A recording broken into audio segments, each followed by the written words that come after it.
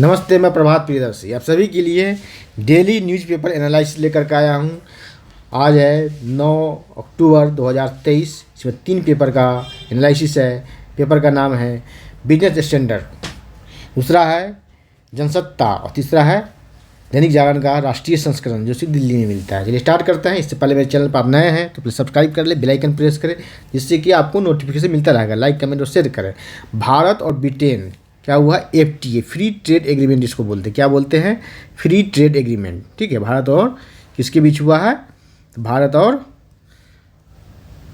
और ब्रिटेन के बीच में। आपने BPSC में देखा है, इस बार क्वेश्चन पूछा गया था कि हाल ही में आर्थिक सहयोग किसके बीच, किस देशों के बीच हुआ। कई ऑप्शन था, UAE था, ऑस्ट्रेलिया था। तो इस तरह के आप याद करते हुए चले, देखते चले। FTA फ्री ट्रेड एग्रीमेंट को कहा जाता है। ठीक है, मुक्त व्यापार समझौता। ठीक है, भारत और ब्रिटेन के बीच में ये अगले दौर, वार्ता का अगला दौर आज है। ठीक है, आगे बढ़ते हैं।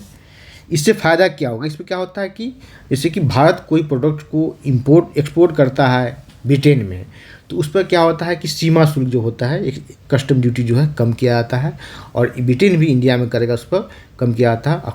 और कुछ उसका लिस्ट होता है कि इतने सामानों पर, इतने प्रोडक्ट्स पर। ठीक है।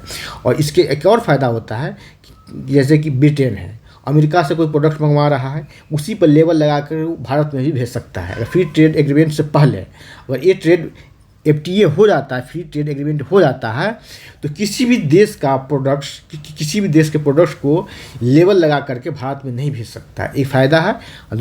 दूसरा क्या है? दोनों व्यापार के बीच, साझेदारी के बीच क्या होता है? व्यापार का ये आंकड़ा बढ़ जाता है। ठीक है, और दूसरा आंकड़ा बढ़ जाता है, और कस्टम शुल्क जो है, कस्टम ड्यूटी इस पर कम कर दिया जाता है, जिससे कि निर्यात बढ़ जाता है। निर्यात बढ़ेगा तो क्या होगा? उसको पूरा करने के लिए प्रोडक्शन बढ़ाना पड़ेगा। प्रोडक्शन बढ़ाने के लिए क्या तो फिर एम्प्लॉयमेंट जनरेट होगा। ठीक है, कई फ़ायदे हैं जो आप लिख सकते हैं। PT मेंस में, इंटरव्यू में आपसे पूछ सकता है। FTA में इसमें देश में न्यूनतम प्रसंस्करण होना चाहिए ताकि अंतिम निर्मित उत्पाद को उस देश में उत्पन्न होने वाले सामान के रूप में बताया जा सके। इस प्रावधान के तहत कोई भी देश जिसने भारत के साथ FTA पर हस्ताक्षर किया है, सिर्फ एक लेबल लगाकर तीसरे देश, मैंने कहा ना, तीसरे देश का सामान वो भारत में नहीं भेज सकता, भारतीय बाजार में नहीं भेज सकता है। ठीक है, इसी पर होता है, एक होता है डंपिंग, होता है एंटी डंपिंग होता है। ठीक है, इस पर भी मैं अब आप लोगों के लिए क्लास लूँगा कि डंपिंग किसे कहते हैं, एंटी डंपिंग किसे कहते हैं। डंपिंग मतलब कि सामान से पाट देना, कि चाइना, जैसे कि आप अपने सामान को अमेरिका में जाकर पाट दिए, मतलब वहाँ के सामान से सस्ता सामान आपने बेचने लगे, पूरे मार्केट में भारतीय सामान ही दिखेगा, तो डंपिंग हो गया। उसी पर अमेरिका क्या लगाएगा? एंटी डंपिंग लगाएगा। इस तरह के क्लास में लूँगा, आप बतलाऊँगा। क्योंकि BPSC में अब इकोनॉमिक से क्वेश्चन ज़्यादा पूछने लगे हैं, इस पर पूरा मैं क्लास लूँगा बोर्ड पर। ठीक है, समझा कर आप लोगों को बताऊँगा कि एग्जाम में आपसे कोई क्वेश्चन न छूटे। क्या है? डंपिंग कहा गया है। ठीक है, आगे बढ़ते हैं। आने वाली दिनों, हाँ, ये जो है न्यूज है, किसका है? बिजनेस स्टैंडर्ड का। BS लिखा हुआ, बिजनेस स्टैंडर्ड का। मैं बताते चलता हूँ आप लोगों को। दूसरा भी बिजनेस, ये है जनसत्ता का। किसका है? जनसत्ता का। आने वाले दिनों में कॉल मनी रेट हो सकती है नरम, मतलब सस्ती हो सकती। कॉल मनी रेट क्या? अल्पकालिक लोन लिया आता है RBI से, बैंक लेता है RBI से। Call money rate, call money मतलब कि इसको ओवरनाइट लोन भी कहा जाता है। एक रात के लिए, 24 घंटे के लिए आता है। ठीक है, इससे फ़ायदा क्या है मैं इसका डाल दूंगा आप लोगों को। इसका PDF पढ़ेंगे आप लोग इससे। ठीक है, यहाँ कुछ और देखे हो सकता है। कॉल मनी रेट कितना है? 6.2% है। ठीक है, आगे बढ़ते। रेपो रेट कितना है? 6.5%। रेपो रेट नहीं बढ़ाया गया इस बार। जो आपको मॉनेटरी पॉलिसी का जो मीटिंग हुआ है, उसमें रेपो रेट को चेंज नहीं किया गया, यथावत रखा गया, एज रखा गया है। ठीक है, उसमें कोई चेंजिंग नहीं किया गया है। ठीक है, रेपो रेट में repo rate, reverse repo rate को बढ़ाया जाता है, घटाया जाता है, तो क्या इफेक्ट पड़ता है, इस सब के बारे में आप लोगों को विस्तार से बताऊंगा। इसका PDF डाल दूंगा, आप लोग पढ़ेंगे, इसको समझेंगे। ठीक है, सेमीकंडक्टर निवेश में वियतनाम और भारत में होड़ मची हुई है। सेमीकंडक्टर निवेश में और क्या, अमेरिका की यात्रा हुआ है, अमेरिकन राष्ट्रपति का वियतनाम में यात्रा हुआ है, जिसके बाद अमेरिका उसे सहयोग करने का भरोसा दिया है। ठीक है, आगे बढ़ते हैं।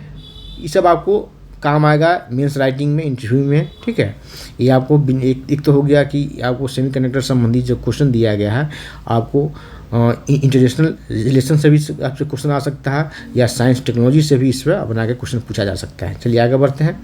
ये भी है बिजनेस स्टैंडर्ड का, BS का है क्या, भारत और सऊदी अरब में समझौते हुए। ठीक है, भारत और सऊदी अरब के बीच में किसके बीच समझौता किस लिए हुआ है, देखते हैं यहाँ। ठीक है, विद्युत, ठीक है, अंतरसंगत हरित स्वच्छ हाइड्रोजन ऊर्जा उत्पादन श्रृंखला के लिए सऊदी अरब के बीच में समझौता हुआ। अभी क्वेश्चन पूछा जाएगा कि हाल ही में किस देश के साथ भारत का स्वच्छ ऊर्जा के लिए, हरित ऊर्जा के लिए समझौता हुआ है, तो देश है सऊदी अरब। ठीक है, ये अब आगे है दैनिक जागरण का राष्ट्रीय संस्करण DJRS, दैनिक जागरण का राष्ट्रीय संस्करण। 72 वर्षों बाद बदला गया भारतीय वायुसेना का ध्वज। ठीक है, भारतीय वायुसेना का अभी जो प्रदर्शन हुआ है कहाँ हुआ है, तो प्रयागराज में हुआ है। कहाँ हुआ, प्रयागराज में। इसकी 1991वीं बैठक 72 वर्षों में अंतराल में पहली बार हुआ। इसका जो है और एयर चीफ कौन है, मार्शल BR चौधरी है। ठीक है, प्रयागराज वायुसेना का ध्वज का अनावरण किया गया। ठीक, आगे बढ़ते हैं।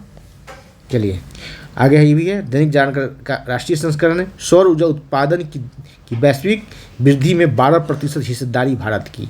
सौर ऊर्जा उत्पादन में देखिए वो 2015 में क्या हुआ। ठीक है, सौर ऊर्जा उत्पादन के लिए एक वैश्विक संगठन बनाया गया जिसका हेडक्वार्टर भारत में, पहला ऐसा वैश्विक संगठन है जिसका हेडक्वार्टर भारत में, भारत के गुरुग्राम में है। भारत और फ्रांस ने मिलकर के, मोदी और फ्रांस के राष्ट्रपति फ्रांसवा ओलांद में मिलकर के इसका गठन किया। कर्क रेखा और मकर रेखा में रहने वाले अधिकांश देश में शामिल है। उसके अलावे भी कई देश इसमें शामिल हुआ, अमेरिका भी इसमें शामिल हो चुका है। ठीक है, तो वैश्विक सौर ऊर्जा उत्पादन में भारत की हिस्सेदारी कितनी है, 12%। अमेरिका की भी इतनी ही है लगभग। चलिए आगे बढ़ते हैं। अब आगे आपको ये भी दैनिक जागरण का राष्ट्रीय संस्करण है, राफेल से संबंधित इसमें क्वेश्चन बताया गया। देखिए राफेल से संबंधित, ठीक है, क्या है राफेल कहाँ, फ्रांस का, ठीक है, लड़ाकू विमान है। भारत ने भी इसे खरीदा है। इस पर क्वेश्चन भी आया था BPSC में कि लड़ाकू विमान जब लाया गया जा रहा था फ्रांस से, तो पहली बार कहाँ रुका था, तो पहली बार रुका था आपको अम्बाला एयरपोर्ट पर, एयरबेस पर। ठीक है, इस तरह का क्वेश्चन बना कर पूछा जाता है। ये भारत के लिए एक उपलब्धि है कि राफेल का असेंबल अब भारत में ही होगा। कहाँ, इसी कंपनी का नाम क्या है, तो इसी कंपनी का नाम है दसाल्ट एविएशन। तो दासो से लिखा है, दसाल्ट एविएशन इस कंपनी का नाम है। ठीक है, और इसका असेंबल जो है, असेंबलिंग कहाँ होगा, भारत में होगा। ठीक है, असेंबलिंग भारत में ही होगा। चलिए आगे बढ़ते हैं। चलिए आगे बढ़ते हैं। आगे है दैनिक जागरण का राष्ट्रीय संस्करण, सही न्यूज है, विकास दर पर महंगाई का साया है। ठीक, विकास दर पर, इसको आप पढ़ेंगे। मैं जो भी आपको एग्जाम पॉइंट ऑफ व्यू से इंपॉर्टेंट लग रहा है सभी को मैंने कलर कर दिया, इसको पढ़ेंगे। देखिए महंगाई दर, भारतीय रिजर्व बैंक ने लगातार चौथी बार नीतिगत ब्याज दरों में, ठीक है, चौथी बार नीतिगत ब्याज दरों में रेपो रेट कितना, 6.5%। रेपो रेट पूछा जाएगा कितना रखा गया है, रेपो रेट बढ़ने पर घटने पर क्या इफेक्ट पड़ता है, इस तरह के बारे में आप लोगों को बताऊंगा। क्लास लूँगा पूरा इस पर, पूरा इकोनॉमिक्स का क्लास लूँगा आप लोग के लिए। ठीक है, ठीक है। भारतीय रिजर्व बैंक चालू वित्त वर्ष के लिए आर्थिक वृद्धि दर का कितना अनुमान व्यक्त किया है, तो 6.5% अनुमान किया, यथावत रखा है।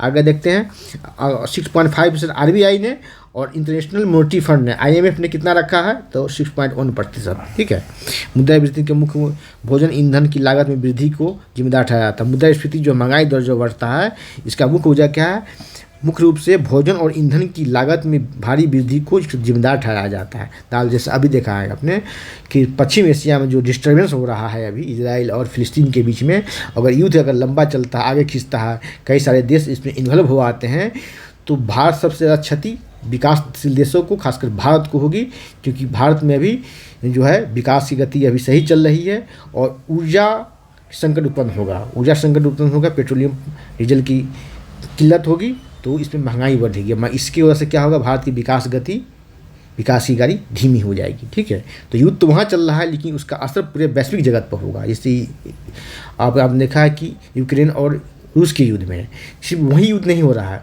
उसका प्रभाव सिर्फ वही नहीं है, इनडायरेक्ट प्रभाव, उसके अप्रत्यक्ष प्रभाव सभी देशों में हो रहा है। ठीक है, आपने देखा था कि अनाज की किल्लत हुआ था, क्योंकि यूक्रेन जो है गेहूं का बहुत बड़ा एक्सपोर्टर है। ठीक है, कला सागर में डिस्टर्बेंस हुआ रूस के द्वारा, गैस का सप्लाई सबसे बड़ा रूस है, पूरे यूरोपियन देशों को गैस सप्लाई करता है, तो ये सारी समस्याएँ उत्पन्न होती है। ठीक है, आगे बढ़ते हैं। आगे बताते हैं IPO। अब इसको आप लोग जो है ना पढ़ेंगे और अपना सिनॉप्सिस बनाएंगे, मेंस और PT सब में काम आएगा, इंटरव्यू में भी काम आएगा। ठीक है, महंगाई दर क्यों बढ़ती है इतना बताने की जरूरत नहीं, आप लोग पढ़ेंगे। इसका PDF मैं टेलीग्राम चैनल में डाल दूंगा, और टेलीग्राम चैनल का लिंक डिस्क्रिप्शन बॉक्स में डाल दूंगा। यहाँ देखते हैं IPO से 38,000 करोड़ रुपये जुटाएगी 28 कंपनी। आईपीओ क्या होता है? इनिशियल पब्लिक ऑफर, इसका फुल फॉर्म है। फुल फॉर्म भी आपको पीछे एग्जाम में पूछा था, बीपीएससी ने इस पर फुल फॉर्म भी पूछा है, तो इसका क्या है? इनिशियल पब्लिक ऑफर, आरंभिक सार्वजनिक निर्गम इसको बोलते हैं, ठीक है। ये क्या है? शेयर बाजार से संबंधित है। इसको जारी करके कोई भी कंपनी शेयर बाजार के थ्रू, शेयर मार्केट के थ्रू जो है ना पैसा इकट्ठा कर सकता है, फंड ले सकता है, ठीक है। आईपीओ है, ठीक है। इसको आपने विस्तार से पढ़ेंगे। आगे बढ़ते हैं। आगे है, ये भी दैनिक जागरण के राष्ट्रीय संस्करण है। ग्रीन हाइड्रोजन को लेकर के सऊदी अरब और भारत के बीच समझौता हुआ, इस पर मैंने आपको सर बतलाया है। ये इलेक्ट्रिकल इंटरकनेक्शन ग्रीन। और देखिए, अभी आपने देखा है कि फ़िलिस्तीन और इजराइल के बीच में जो डिस्टर्बेंस हो रहा है, कल परसों से देख रहे हैं आप लोग, ये कहीं न कहीं भारत को रोकने के लिए ही है, ठीक है। आप देखेंगे कि G20 जो मीटिंग हुआ था उसमें क्या था? भारत ने प्रस्ताव रखा था कि road transport, road connectivity Bharat और पश्चिम एशिया होते हुए, इसमें आपको इजराइल आता, फ़िलिस्तीन आता, मिस्र आता और साथ साथ उसको जोड़ा जाता कहाँ? तो अफ्रीकन कंटिनेंट के बहुत सारे देशों से, और G20 में अफ्रीकन कंटिनेंट को शामिल भी किया गया है पहली बार, ठीक है। तो भारत का यही रास्ता नहीं आया चाइना को, चाइना ने उकसाया ईरान को, ईरान ने उकसाया हमास को, जो फ़िलिस्तीन का आतंकवादी संगठन है, उग्रवादी संगठन है, ठीक है। और आगे और आपने देखा है कि मैंने इस पर क्वेश्चन भी डाला था कि पहली बार ऐसा हुआ कि अरब देशों के साथ इजराइल का संबंध सुधरने लगा था। इवन कई मुस्लिम कंट्री में उसने अपना दूतावास भी खोल दिया था। कई मुस्लिम कंट्री को इजराइल में दूतावास भी खोला था। अपने मिस्र का एग्जाम्पल मैं दे रहा हूँ, यूएई का एग्जाम्पल दे रहा हूँ। ईरान, सऊदी अरब के साथ समझौते हो चुके थे, मधुर संबंध हो चुके थे, इसलिए सऊदी अरब खुल के न हमास का समर्थन कर रहा है और न इजराइल को शांति स्थापित की बात कर रहा है। और किस प्रतिक्रिया के द्वारा, प्रोसेस के द्वारा? तो एक है, मैंने आपको कल भी बताया था, अब्राहम समझौते के द्वारा। कौन सा? अब्राहम। ये अमेरिका इसका नेतृत्व कर रहा था और वर्षों बाद अमेरिका किसी देशों में शांति बहाली के लिए कुछ काम कर रहा था, ठीक है। तो अमेरिका यहाँ शांति बहाली के लिए काम कर रहा था अरब देशों के साथ, इजराइल में शांति बहाली काम। और इसी अब्राहम समझौते के तहत कई अरब देशों के साथ इजराइल का संबंध मधुर हो गया। इवन सऊदी अरब जो इस्लाम का कोर कंट्री है, उसके साथ भी संबंध मधुर हो गया था। यूएई तो अपना दूतावास खोल दिया, वाणिज्यिक दूतावास तक खोल दिया, मिस्र भी खोल दिया था, ठीक है। आगे बढ़ते हैं। ये सब आप सुनते रहें, सिनोप्सिस बनाते हैं, आपको पीटी, मेंस, इंटरव्यू सभी में काम आए। खासकर मेंस में आप तो रट्टा मार के पास कर जाएंगे, पीटी कुछ रट्टा मार के आप पास कर जाएंगे आप, मेंस भी। लेकिन इंटरव्यू में आपसे पूछा जाएगा तो वहाँ फंस जाएंगे। तो सारे पॉइंट्स को, सारे फैक्ट्स को आप कलेक्ट करते रहें, सिनोप्सिस बनाते रहें, ठीक है। आगे बढ़ते हैं। आगे है, कच्चे तेल का मूल्य बढ़ने के बाद महंगी नहीं होंगे पेट्रोल डीजल। कच्चे तेल का मूल्य बढ़ने के बाद भी महंगे नहीं होंगे पेट्रोल डीजल। ये क्या है? रेटिंग एजेंसी मूडीज ने कहा है कि वेस्टर्न इन्वेस्टर्स का कहना है कि कच्चे तेल के बढ़ने के मूल्य के बाद भारत में पेट्रोल डीजल महंगे होने की संभावना नहीं। एजेंसी का प्रमुख कारण अगले वर्ष होने वाले आम चुनावों का अच्छा, आम चुनाव जो अगले वर्ष हो रहा है, इसके बाद तो क्या है आशंका। मूडीज ने क्या, मूडीज क्या है? Rating agency. इकरा, ये सब क्या है?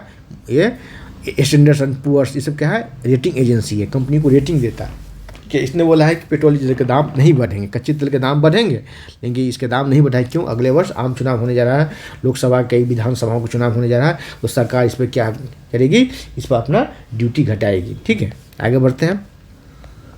ये भी दैनिक जागरण का राष्ट्रीय संस्करण से लिया गया है। अब क्या है? मांग आपूर्ति में अंतर से लगातार बढ़ रहा दाल संकट। मांग आपूर्ति कहा था, महंगाई कई तरह की, एक महंगाई होता है मांगजन, आपूर्तिजन। मांगजन क्या है कि मांग अधिक है, आपूर्ति नहीं हो रही है, तो महंगाई होती है, ठीक है। तो मांग और आपूर्ति में लगातार, इसके में ये भी एक कारण, इसको आप लोग पढ़ेंगे, इसको मैं डाल दूंगा किसमें? तो टेलीग्राम चैनल पर इसका PDF। दैनिक जागरण का राष्ट्रीय संस्करण नहीं। इजराइल सऊदी अरब संबंध, देखिए क्या बोला, इजराइल सऊदी अरब संबंध बाधित करना हो सकता है हमलों का मकसद। किसने कहा? अमेरिका का। ये अमेरिका का कौन है? तो अमेरिका का विदेश मंत्री, फॉरेन मिनिस्टर है कौन? Blinken, Antony Blinken. इसने बोला है कि इजराइल सऊदी अरब जो संबंध, जो अभी डिस्टर्बेंस हो रहा है, ये क्या है? इसका मकसद क्या है? संबंध सऊदी इजराइल सभी संबंध बाधित करना। जो मैंने बताया ना कि अब्राहम समझौते के तहत, अब्राहम एकॉर्ड के तहत जो शांति स्थापित हो रहा था अरब जगत में, पश्चिम एशिया में इजराइल के साथ वर्षों पुराना दुश्मनी को भूल करके उसी को भंग करने का एक उद्देश्य है। एक भारत को भी जो है भारत के जो प्लान था, सर आपने G20 में भी इसको खुलासा किया था मोदी ने, कि रोड ट्रांसपोर्ट बनाया जाएगा भारत होते हुए, पाकिस्तान होते हुए, कहाँ, इजराइल फिलिस्तीन होते हुए, जो सिनाई प्रायद्वीप इजराइल मिस्र होते हुए कहाँ जाता है, तो अफ्रीकन कंटिनेंट में जाता है। अफ्रीकन कंटिनेंट को पहली बार शामिल भी किया गया है। इस सब को देखते हुए चीन और ईरान ने इसको उकसाया, इस सब को रोकना है, ठीक है। आगे बढ़ते, ये भी दैनिक जागरण का राष्ट्रीय संस्करण है। 2500 साल की जदोजहद मतलब कि प्रयास के बाद खड़ा हुआ इजराइल, इसके बारे में पढ़ेंगे, इसका इतिहास क्या है, कैसे विघटित हुआ, कैसे से बढ़ा, ठीक है। इसके बारे में इसका मैं डाल दूंगा आप लोगों को, क्या कारण है, ठीक है। इस तरह आयरन डोम क्या है, ठीक है, इसके बारे में आप लोग पढ़ेंगे, ठीक है। सब PT मेंस में लिखने में काम आएगा। राष्ट्रीय संस्करण है, ठीक है। चर्चा में मोसाद क्या है, मोसाद जैसे क्या है, भारत का IB है, ठीक है, इंटेलिजेंस है, ठीक है, रॉ है। उसी तरह यहाँ वहाँ का मोसाद है, कहाँ का है, तो ये इजराइल का है, ठीक है। खुफिया एजेंसी है मोसाद, ये अमेरिका के खुफिया एजेंसी से भी अधिक ताकतवर मोसाद है। इस पर सवाल किया जा रहा है, इसकी चूक कैसे ही चूक गया, ठीक है। इसके पढ़ेंगे आपके इसके बारे में, ठीक है। आगे बढ़ते हैं, आगे है आपको ये जनसत्ता का, जी जनसत्ता का है, ये क्या है, न्यू जनसत्ता में कौन देश किस देश की हो, ठीक है, इसके बारे में सारा कुछ दिया गया है। ईरान ने खुलेआम समर्थन किया है, कहा हो रहा है कि गौरवशाली ऑपरेशन है, ठीक है। सऊदी अरब ने शांति स्थापित की बात की है, नपातुल्ला बात बोला है, मैंने कहा ना कि इसमें संबंध मधुर हो रहे थे, तो सऊदी अरब खुलेआम समर्थन नहीं कर रहा है। यमन भी बोला है, यमन में भी उत्सव मनाया गया है, ठीक है। आपको यूरोपियन यूनियन ने आलोचना किया है, जर्मनी ने इसकी आलोचना किया है। भारत ने कहा कि हम इजराइल के कंधे से कंधे मिलाकर हम खड़े हैं इस संकट की घड़ी में।